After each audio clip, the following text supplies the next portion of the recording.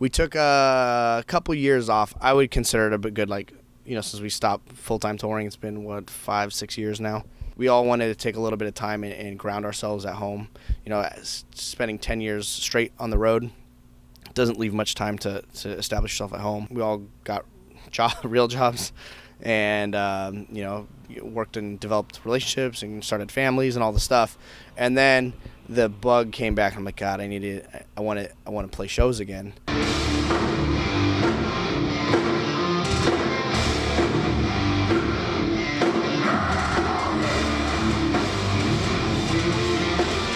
The guys who originally wrote Decimate the Week have been out of the picture for a minute now. In the last couple of records, the guys that were in the band were contributing to writing, but we also worked really closely with Will Putney, Will Putney is also involved in this new record. We also brought in two guys from the band Bad Omens, Noah and Jolly, and they really helped work on this record and co-write it with us. And what was really cool about the situation, when you do have the new people in the band like Michael and Justin, and then we have Art back in the band, who was one of the original members. We were able to really take our time on working on this record and have all these different ideas and stuff come together. And the transformation that these songs went through over a year's period is insane. So it's been a really cool collaborative process. In deathcore and the bands that we grew up playing with, Suicide Silence, Whitechapel, Amir, Born of Osiris, all these bands, a lot of them are evolving and taking pretty large steps out of the box, some more than others. And as I see both sides. As an artist, I totally understand wanting to keep pushing and evolving. As a fan, I understand when a band dramatically changes their sound. I understand how that is frustrating sometimes.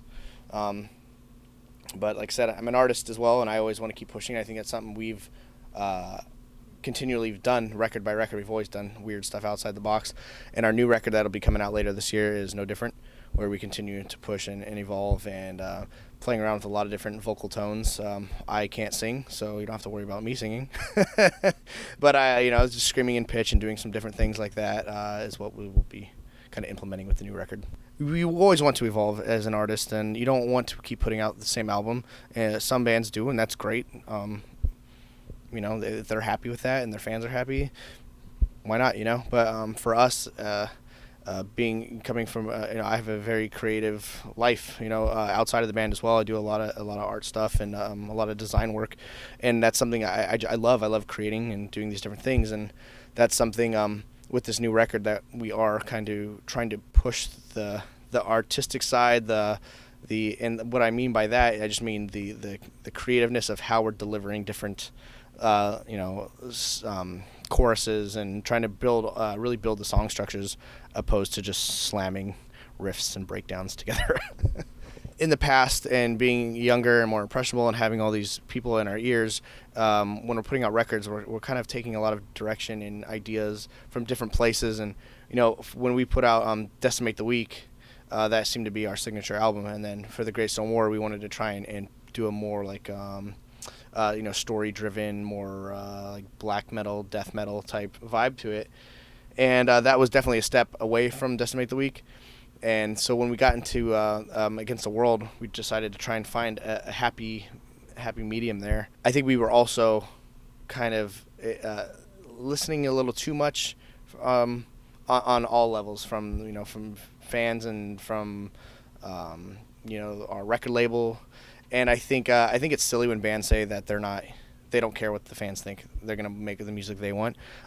Because if that's the truth, then just sit at home and play in your garage. It absolutely blows my mind when I hear bands say that. And like I said, I get it, that they want to be artists and this and that, but without your fans, you're not eating, you're not touring, you're not doing anything. You're a garage band, and there's no shame to that either. That's great, but I think you have a certain responsibility to your fans, to the people who have given you this life and this opportunity to deliver.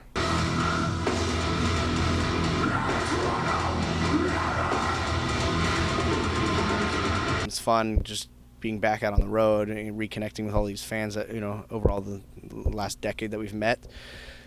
And we recently signed a contract with E1, Good Fight Entertainment, and we just completed recording the album right before this tour.